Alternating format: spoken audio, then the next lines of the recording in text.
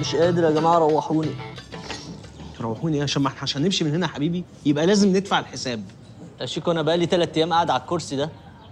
عايز ايه يا هشام؟ قلت لكم يا جماعه اول ما جينا هنا من 3 ايام نقعد بره، كان زماننا جرينا عادي، لكن انتوا اصريتوا ان احنا نخش جوه، هنجري ازاي بقى قدامها؟ ايه حسام اتفضل يا سيدي، 16000 جنيه. هو انت مستعجله ليه؟ احنا لسه هنطلب حاجات يعني. شويه كده شويه. اكسكيوز مي، تتغدوا؟ ماشي. سوشي؟ سوشي 3 سوشي كبير. دور لنا كده يا عم على اي وظائف خاليه تكون خاليه كده. في مطلوب بيبي سيتر لشخص اعمى. ازاي يا بيبي؟ دي حاجه واعمى دي حاجه تانية خالص. ما هو غالبا البيبي اعمى. يا ساتر.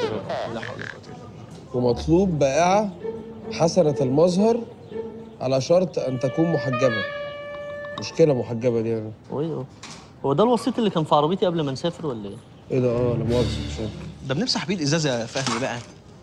طب شوف كده شيكو في الايميل عندك يردوا علينا في اي حاجه من اللي قدمنا فيها. انا كل شويه اشوف اهو يا عم الايميل عندي اهو، مفيش حاجه ردوا علينا. ايه ده؟ جالي انترفيو. وانا كمان جالي انترفيو. انا ما جاليش بس هاجي معاكم. طبعا. دي شركه مالتي ناشونال ولا ايه؟ لا يا معلم، الشهر العقاري. ايه؟ اشتغل في الشهر العقاري؟ لا يا عم.